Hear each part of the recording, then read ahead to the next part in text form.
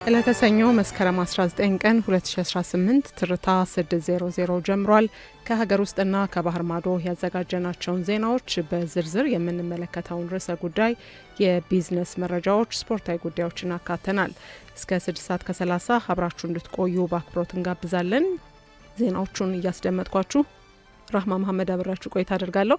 ቴክኒኩን በጥራት በመቆጣጠር ደግሞ ሲኒየር ቴክኒሻናችን አለህን ቢተው አብሮን ቆይታ ያደርጋል። እናንተም አብራችሁ እንድትሆኑ በአክብሮት ጋበዝን። ወደ ቀዳሚ ዜናችን እናልፋለን። በነዳጅ ምርቶች ላይ አጠቃላይ የ30 በመቶ ግብር በተያዘው በጀት ዓመት ተግባራዊ መደረግ ይጀምራል ተብሏል። የገንዘብ ሚኒስቴር ከ2018 የበጀት ዓመት ጀምሮ በነዳጅ ምርቶች ላይ አጠቃላይ 30 በመቶ ግብር ሙሉ ለሙሉ ተግባራዊ እንደሚያደርግ ማረጋገጡ ነው የተሰማው። ይህ አዲስ ግብር 15 በመቶ ተጨማሪ እሴት ታክስ ቫት እንዲሁም 15 በመቶ የኤክሳይዝ ቀረጥን የሚያካትት መሆኑን ሚኒስትሩ ገልጧል። ይህ እርምጃ በሀገሪቱ የፋይናንስ ፖሊሲ ላይ ከፍተኛ ለውጥ እንደሚያመጣ መሆኑን የሀገር በቀል ኢኮኖሚ ማሻሻያ አጀንዳ አንዱ አካል እንደሆነም ተመላክቷል። ሚኒስትሩ ባለፈው ሳምንት መጨረሻ ላይ ባቀረቡት አጠቃላይ የዜጎች በጀት ውስጥ በተያዘው በጀት ዓመት ተግባራዊ የሚደረግ የግብር አይነቶችን በዝርዝር አስቀምጠዋል። በዚህ መሰረትም ከነዳጅ ላይ ከሚጣለው አጠቃላይ 30 በመቶ የኤክሳይዝ ታክስና የተጨማሪ እሴት ታክስ ውስጥ የተለያዩ ሀሳቦችም እንደሚካተቱበት ነው በዚህ የተመላከተው። በቅድመ ግብር ክፍያ በተመሳሳይ መልኩ በ2018 በጀት ዓመት ተግባራዊ ለማድረግ መታቀዱን ካፒታል ጋዜጣ ለመረዳት ችሏል። ነዳጅ በማዕከላዊነት የሚጫወተው ሚና ከፍተኛ በመሆኑ የግብር ጭማሪው የዋጋ ግሽበቱን እንዲባባስ ያደርጋል የሚል ስጋትም ሲከሰት እንደነበር ዘገባው አውስቷል።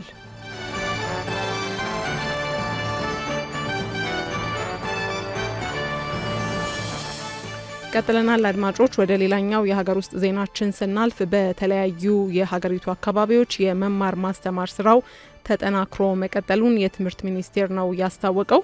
በሚኒስትሩ የትምህርት ፕሮግራሞችና ጥራት ማሻሻል መሪ ስራ አስፈጻሚ ዶክተር ዮሐንስ ወጋሶ እንደተናገሩት መንግስት መስከረም 5 2018 የተጀመረውን የመማር ማስተማር ስራ ተጠናክሮ እንዲቀጥል አድርጓል ብለዋል። ተማሪዎችም በትምህርት ገበታቸው ላይ ተገኝተው ትምህርታቸውን እየተከታተሉ መሆናቸውን ጠቅሰዋል።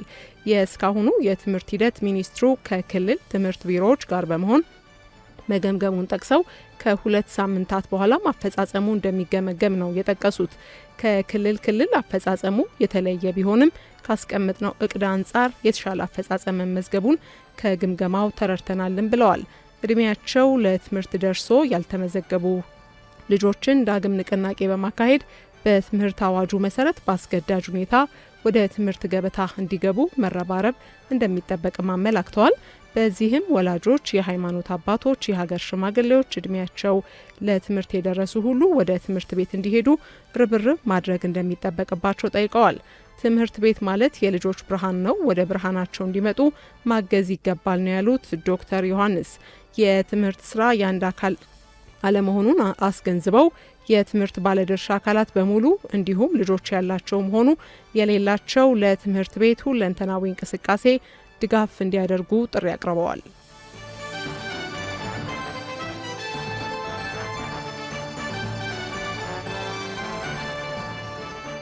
ወደ ሌላኛው የሀገር ውስጥ ዜናችን አለፍን። ውድ አድማጮች፣ በአዲስ አበባ ከተማ አስተዳደር በሚሰሩ የልማት ስራዎች ሁሉ ኪነ ጥበብ አበይት የትኩረት አቅጣጫ ተደርጎ እየተተገበረ ነው ሲሉ ከንቲባ አዳነች አቤቤ ገልጠዋል።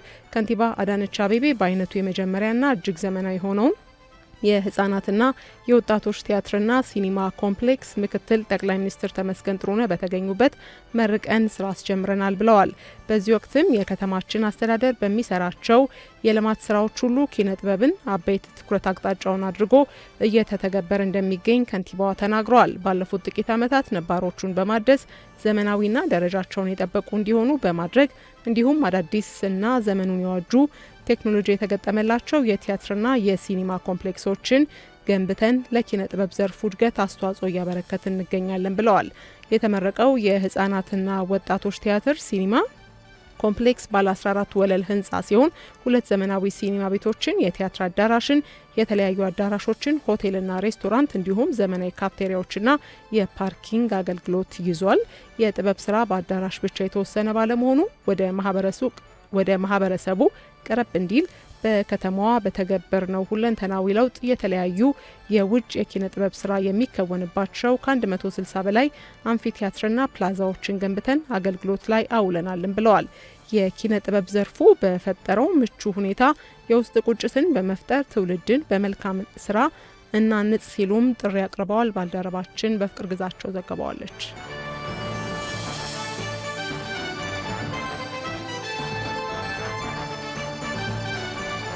አድማጮች የዕለተ ሰኞ መስከረም 19 2018 ትርታ 600 ነው እያደመጣችሁ የምትገኙት።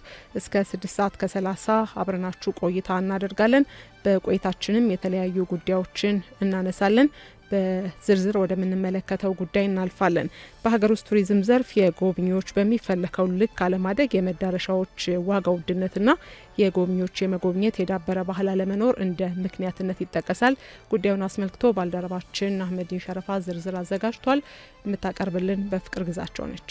ኢትዮጵያ በአህጉራችን አፍሪካ ሆነ በዓለም አቀፍ ደረጃ ተወዳዳሪ የሚያደርጓት እምቅ ተፈጥሯዊ የቱሪስት መዳረሻ የሆኑ ቅርሶች ባለቤት እንደሆነች ይታወቃል። ይሁን እንጂ የቱሪዝም ዘርፉን በጥናትና ምርምር ለሀገር ዘላቂ ልማት ከመጠቀም አንጻር ብዙ መሰራት እንዳለበት የቱሪዝም ሚኒስቴር የዘርፉ ባለሙያዎች ግምገማ ውጤት ያስረዳል። በመሆኑም ዘርፉን በዓለም አቀፍ ደረጃ በዘላቂነት ለሀገር ኢኮኖሚ የገቢ ምንጭነት ለመጠቀም በቱሪዝም ዘርፍ ቁልፍ ሚና በመጫወት የመዳረሻ ተመራጭን የመቀጠል ሆስፒታሊቲ ወይም እንግዳ ተቀባይነት ዋና መሳሪያ ሆኖ የሚያገለግል ቢሆንም ኢትዮጵያ የረጅም ጊዜ እንግዳ ተቀባይነት ባህሉ ቢኖራትም በሚፈለገው ልክ ስንጠቀምበት አይስተዋልም ስንል በቱሪዝም ሚኒስቴር የስትራቴጂክ አማካሪና የመዳረሻ ክፍል አስተባባሪ የሆኑትን ቴዎድሮስ ደርበውን በጠየቅናቸው መሰረትም ምላሽ እየሰጡን እንደሆነም ይታወቃል። በመሆኑም ወጥነት ያለው የእንግዳ አቀባበል ባህል በሁሉም አካባቢና አገልግሎት ሰጪዎች ዘንድ በቅንጅት እንዲተገበር ግንዛቤ ማስጨበጡ ላይ የተሰጠውን ትኩረት እንዲያብራሩልን ትርታ ላነሳው ጥያቄ እሱም ቢሆን በሚፈለገው ደረጃ ተሰርቶበታል ለማለት እንደማያስደፍር ቴዎድሮስ ደርበው እንደሚከተለው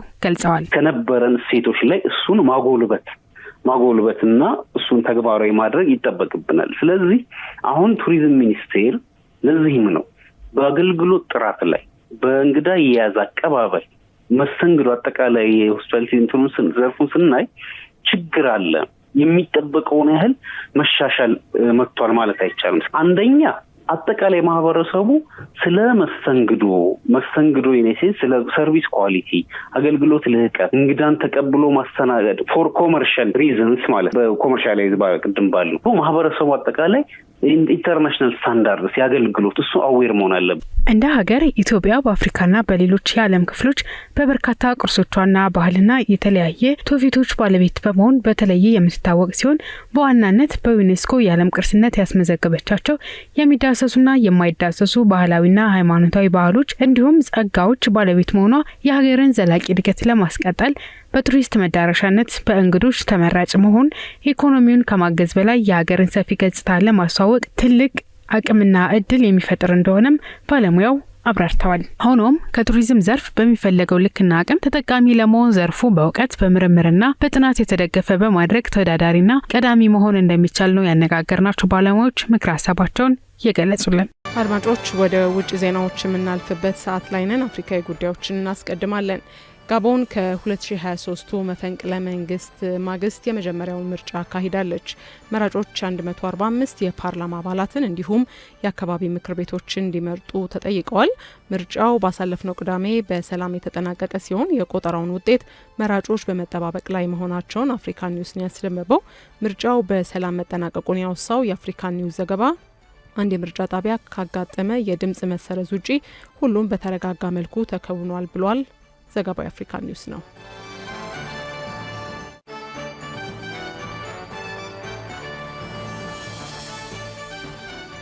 ወደ ሌላኛው የአፍሪካ ዜናችን ስናልፍ ቻድና ማዕከላዊ አፍሪካ የጸጥታ ችግሮችን ለመከላከል የጋራ ጥምረት መፍጠራቸውን አስታውቀዋል። ሁለቱ ሀገራት በቀጠናው በጋራ ሰላም መረጋጋትና በደህንነትን ለማስፈን ቁርጠኛ እንደሆኑ የሚያሳይ የተቀናጀ ኃይል በይፋ መፍጠራቸውን ያሳወቁት የምስረታና ወደ ስራ የማስገባት ስነስርዓቱ በቻድ ሳራህ ከተማ ተካሂዷል። ዓላማው ቅይጥና የተለያዩ ስጋቶችን በተቀናጀ መንገድ ለመታገል ወታደራዊ አቅሞችና መረጃዎችን ለማሰባሰብ ነው ሲሉ የማዕከላዊ አፍሪካ ሪፐብሊክ ኃይሎች ዋና አዛዥ የሆኑት ኃላፊ አስረድተዋል። የጋራ ኃይሉ ተልእኮዎች የሆኑትን ችግር፣ የጋራ ድንበርን ማስጠበቅና የግለሰቦችን የሸቀጦች ነጻ ንግድ እንቅስቃሴ ማረጋገጥ እንዲሁም ለሰርጎ ገቦች የተጋለጡ ከባቢዎችን መከላከል እንደሚያካትት ነው በዘገባው የተወሳው። የጋራ ኃይሉ ለጠላት ቡድኖች የህብረትና ቆራጥነት ግልጽ መልእክት ያስተላልፋል ሲሉ ጄኔራል ዛፊን ማማዱ ለሀገር ውስጥ መገናኛ ብዙሃን ተናግረዋል።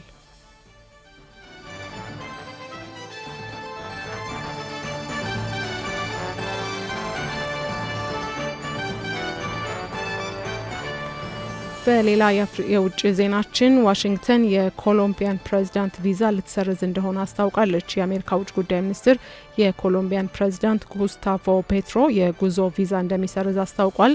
ፕሬዝዳንቱ በኒውዮርክ ከተማ በተካሄደው የፍልስጤም ደጋፊ ሰልፍ ላይ ተገኝተው ባደረጉት ንግግር የአሜሪካ ወታደሮች የፕሬዝዳንት ትራምፕን ትዕዛዝ እንዲሽሩ ጥሪ ማቅረባቸውን ተከትሎ ነው ይህ እርምጃ የተወሰደው። የውጭ ጉዳይ ሚኒስትር በማህበራዊ ሚዲያ ገጽ ባሰራጨው መግለጫ የኮሎምቢያው ፕሬዝዳንት ቀደም ሲል በኒውዮርክ ከተማ ጎዳና ላይ በመቆም የአሜሪካ ወታደሮች ትዕዛዞችን እንዲሽሩና ሁከት እንዲቀሰቅሱ አሳስበዋል ብለዋል። አክለውም በዚህ አሳፋሪና ሁከት ቀስቃሽ ድርጊታቸው ምክንያት የፔትሮን ቪዛ እንሰርዛለን ሲሉም ተገልጸዋል። ፕሬዝዳንት ፔትሮ በተባበሩት መንግስታት ጠቅላላ ጉባኤ ላይ ለመገኘት በአሜሪካ የነበሩ ሲሆን ሰልፉ ላይ ባደረጉት ንግግር ዓለም አቀፍ ኃይል በጋዛ እንዲቋቋም ጥሪ ያቀረቡ ሲሆን የአሜሪካ ወታደሮችን ጠመንጃዎቻችሁን በሰው ልጆች ላይ አታንሱ በማለት ማግለጻቸው ይታወሳል። የኮሎምቢያው ፕሬዝዳንት በበኩላቸው ቪዛቸው መሰረዙ አያስጨንቀኝም ሲሉ ውሳኔውን አጣጥለውታል። በተጨማሪም የአውሮፓ ዜግነት እንዳላቸው በመጥቀስ ቪዛ እንደማያስፈልጋቸው ገልጠዋል። ቢቢሲ የዘገባው ምንጭ ነው።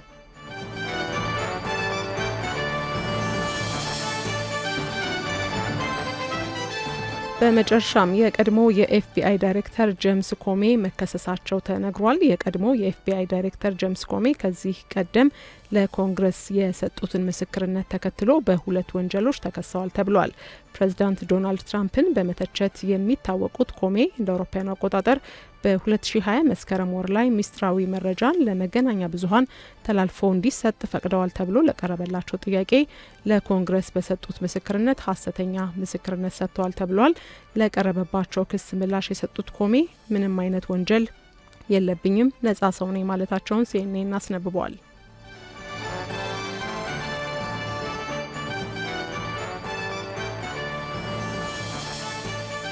አድማጮች ትርታ 97.6 ኤፍኤም ለተሰኘው መስከረም 19 2018 ትርታ 600ን እያደመጣችሁ ትገኛላችሁ።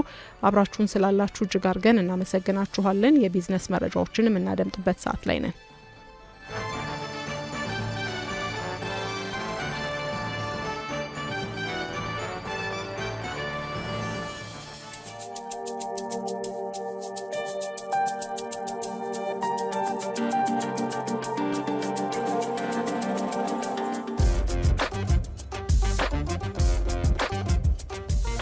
ከሀገር ውስጥ የቢዝነስ መረጃዎችን እንጀምራለን። ማዕድን አልሚዎች ያለባቸውን የነዳጅ እጥረት ለመቅረፍ በቀጥታ ነዳጅ እንዲያገኙ ለማድረግ እየተሰራ እንደሚገኝ የማዕድን ሚኒስቴር ነው ያስታወቀው። ጉዳዩ በተለይም ደግሞ ልዩ አነስተኛ ማዕድን አልሚዎችን የሚመለከት መሆኑም ተገልጿል። የማዕድን ሚኒስቴር ዴኤታ አቶ ሚሊዮን ማቴዎስ ለአዲስ ዘመን ጋዜጣ እንዳስታወቁት በ2017 በጀት ዓመት ከፍተኛ የማዕድን ምርት የተገኘው ከልዩ አነስተኛ ማዕድን አልሚዎች መሆኑን ጠቅሰዋል። ይህንን ለማበረታታት በተያያዘው ዓመት አልሚዎች ያለባቸውን የነዳጅ እጥረት ለመቅረፍ አሰራር ይዘረጋልን ብለዋል።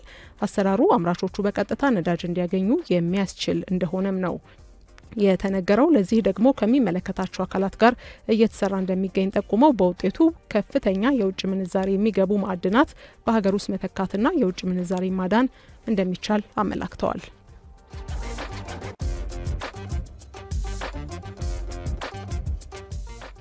ወደ ሌላኛው የቢዝነስ መረጃችን ስናልፍ ፈረንሳይ ኢትዮጵያ እያከናወነች ለምትገኘው የኢኮኖሚ ሪፎርም ድጋፍ ማድረጓ እንደምትቀጥል በኢትዮጵያ የፈረንሳይ አምባሳደር አሌክሲስ ላሜክ ናቸው የገለጹት። ኢትዮጵያ በሀገር በቀል የኢኮኖሚ ሪፎርም ፕሮግራም አማካኝነት የማክሮ ኢኮኖሚ ሪፎርሞችን እያደረገች ትገኛለች። የተለያዩ ዘርፎችን ለውጭ ባለሀብቶች ክፍት የማድረግ የፊስካልና የሞኔታሪ ፖሊሲዎችን ማሻሻያዎችን፣ የዕዳ አስተዳደርና የንግድ ከባቢን ማሻሻል ከሪፎርሞቹ መካከል ይጠቀሳሉ። ይላሉ። በኢትዮጵያ የፈረንሳይ አምባሳደር አሌክሲስ ላሜክ እንደተናገሩት ኢትዮጵያ እያሳየች ያለው ከፍተኛ ለውጥ እንዲሁም የሪፎርም ሂደትን አድንቀዋል። ፈረንሳይ ኢትዮጵያ እያደረገች ላለው የኢኮኖሚ ሪፎርም ድጋፍ በማድረግም ኩራት እንደሚሰማት ገልጸዋል።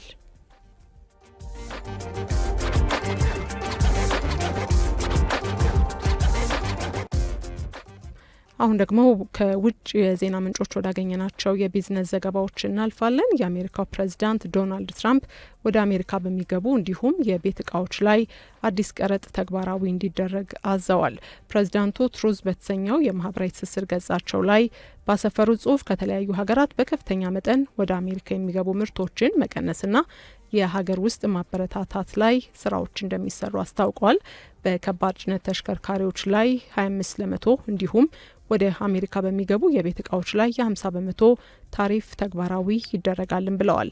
በሁለተኛ የስልጣን ዘመናቸው የታሪፍ እርምጃዎች ላይ ትኩረት ማድረጋቸውን ቢቢሲ በዘገባው አውስቷል።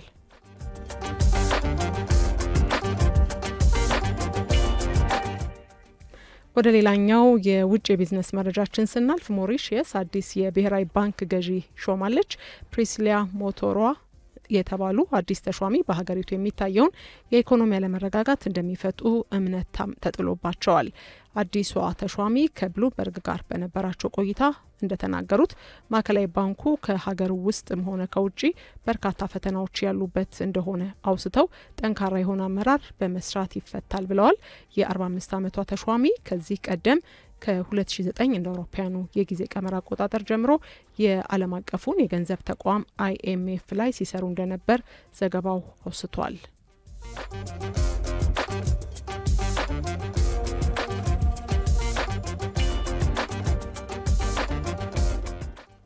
አድማጮች 600ን እያደመጣችሁ ትገኛላችሁ። ቀደም ሲል ከሀገር ውስጥና ከባህር ማዶ ያዘጋጀናቸውን ዜናዎች እንዲሁም ትርታ በዝርዝር የተመለከተውን ርዕሰ ጉዳይ ከዚያም ባሻገር የቢዝነስ ዘገባዎችን ወደ እናንተ አደረስን። አሁን ደግሞ ሰዓቱ ስፖርታዊ መረጃዎችን የምናደምጥበት ሰዓት ነው። ከመሸጋገሪያው በኋላ መልሰን እንገናኛለን።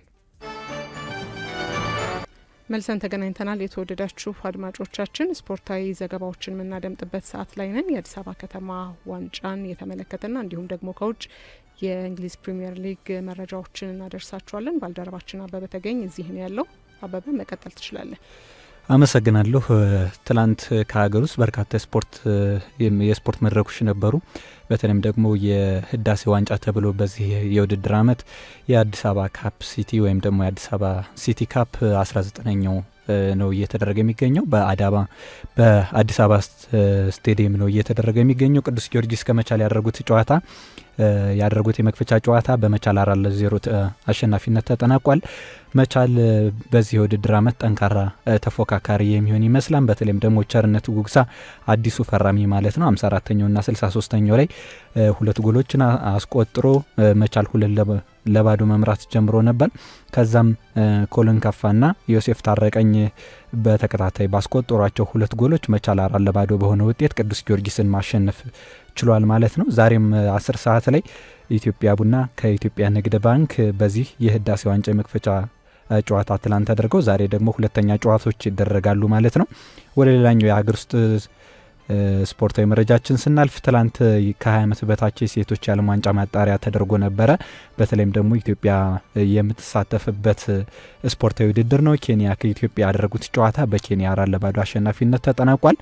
ኢትዮጵያ ከኬንያ በመጀመሪያ ዙር ጨዋታ በዚሁ በአዲስ አበባ በቢቄላ ስቴዲየም ያደረጉትን ጨዋታ 1 አቻ በሆነ ውጤት ማጠናቀቃቸው ይታወሳል። አሁን ወደ ኬንያ አቅንተው ትላንት ማለት ነው 4-0 በሆነ ሰፊ ውጤትን የተሸነፉት። በአጠቃላይ በድምር ውጤት እንግዲህ ኬንያ 5-1 በሆነ ውጤት ኢትዮጵያን አሸንፋለች። በትላንትናው ጨዋታ ላይ ኤሊዛቤት 2 ጎሎችን ስታስቆጥር ኒክሳና ፋሲላ ሌሎችን የኬንያን ቀሪ ጎሎች ያስቆጠሩ ተጫዋቾች ናቸው። ወደ ውጭ ስፖርታዊ መረጃዎች ስናልፍ ትላንት የ6ኛ ሳምንት የእንግሊዝ ፕሪሚየር ሊግ መርሃ ግብሮች ተደርገው ነበር። በተለይም ደግሞ ኒውካስትል ከአርሰናል የሚያደርጉት ጨዋታ በብዙዎች ዘንድ የሚጠበቅ ነበረ።